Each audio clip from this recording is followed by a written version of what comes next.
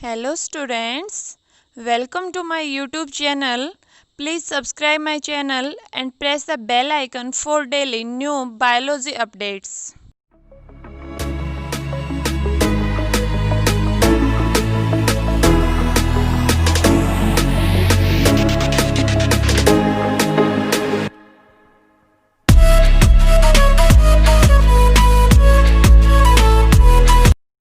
Students, if this content is helpful for you, then don't forget to like the video, share more and more with your friends, and comments more and more in the comment box.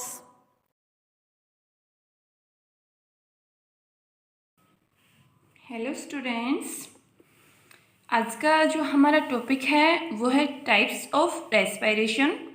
इससे पहले हमने respiration क्या होता है, mechanism of respiration और जो भी steps of respiration की ग्लाइकोलिसिस क्या होता है, क्रेब्स साइकिल क्या होता है, टर्मिनल ऑक्सीडेशन क्या होता है, ये सब हमने रीड किया है। सो अगर आपने वो वीडियो अभी तक नहीं किए हैं सो फर्स्ट आप वो वीडियो से अपना पूरा का पूरा जो भी कंटेंट है इसको कवर अप करिए। उसके बाद आप ये टॉपिक स्टार्ट करिए, types of respiration.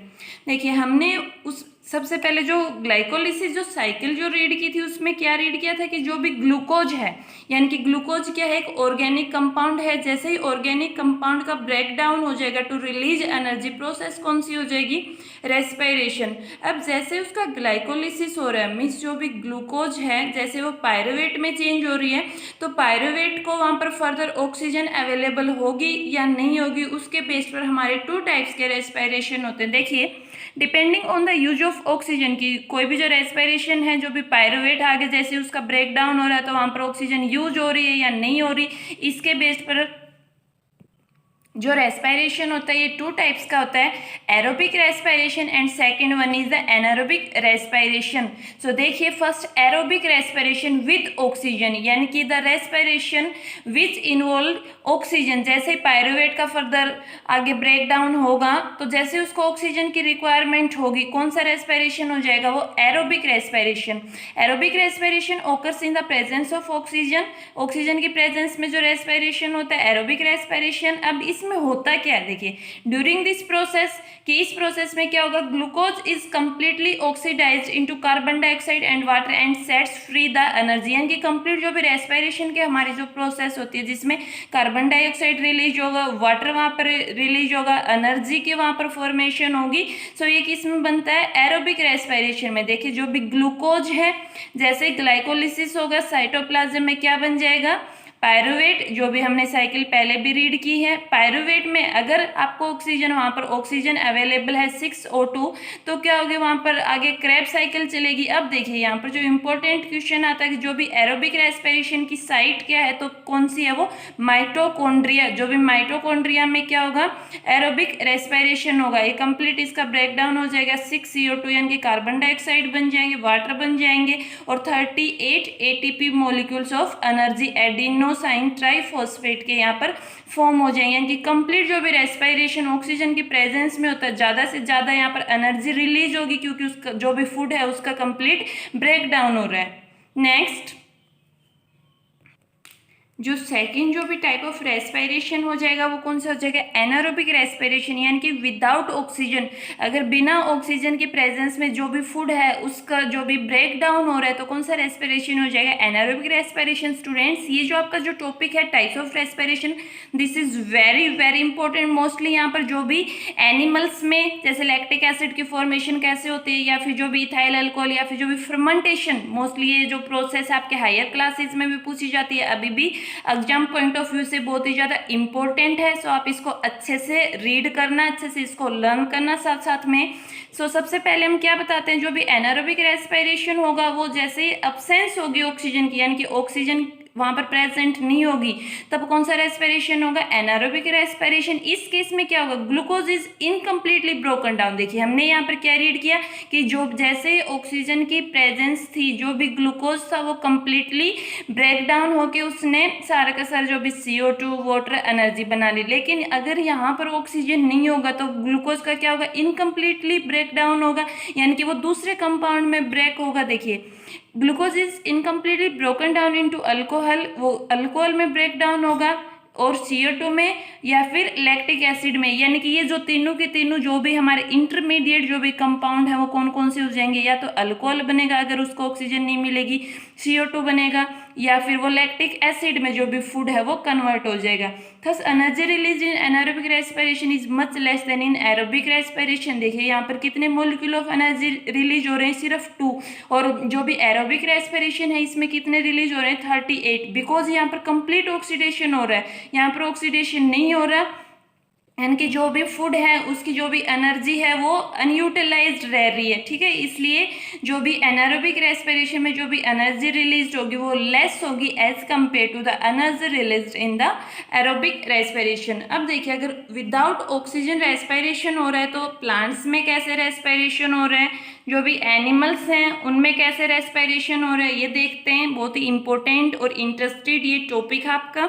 In plants certain bacteria and fungi respire only anaerobically. जो भी प्लांट्स हैं उसमें बहुत सारे जो भी बैक्टीरिया या फिर जो भी फंजाई ये सिर्फ और सिर्फ एनारोबिकली यानी कि in the absence of oxygen ये रेस्पायर करते हैं। In them it is called fermentation. इसमें क्या बोलते हैं इनको, फर्मेंटेशन।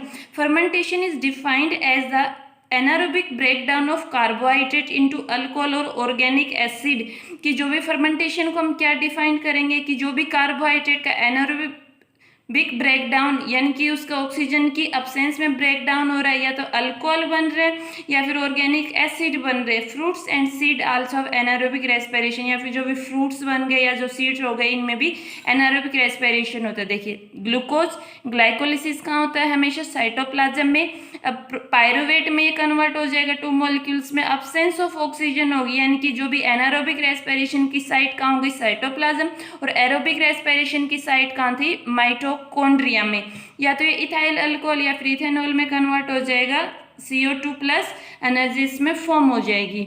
नेक्स्ट एनिमल्स में कैसे होता है anaerobic respiration, gut parasite like tapeworm and ascaris have anaerobic respiration, यानी कि जो भी गट पैरासाइट बता दी यहाँ पे टैपवर्म और एस्केरिस ये एनारोबिक रेस्पिरेशन शो करते हैं। Skeletal muscles also depend temporarily on anaerobic respiration. जो भी हमारी बॉडी में जो स्केलेटल मसल्स होती हैं ये भी टेम्परेरली, परमानेंट नहीं है, ये कुछ टाइम के लिए किस पर डिपेंड हो जाती है, एनारोबिक रेस्पिरेशन पे। कब, ड्यूरिंग प्रोलॉन्ग्ड फिजिकल एक्सरसाइज। अगर ज़्यादा लंबे टाइम तक अगर फिजिकल एक्सरसाइज हो रही है, यानी कि जो भी मसल्स का मेन फंक्शन क्या होता है, दे कॉन्ट्रैक्ट एंड रिलैक्स, ठीक है। तो जैसे वो कॉन्ट्रैक्ट रिलैक्स करेंगी उनको बार बार एनर्जी की रिक्वायरमेंट होगी, लेकिन अगर ज़्यादा हैवी वर्क हो रहा है, ज़्यादा फिजिकल एक्सरसाइज हो रही है, उस टाइम उनको ज़्यादा जो भी ऑक्सीजन की जो उनकी नीड थी वो कंप्लीट नहीं हो पाती है, तो उस टाइम वो कैसा रेस्पायर करती है, एनारोबिक रेस्पिरेशन।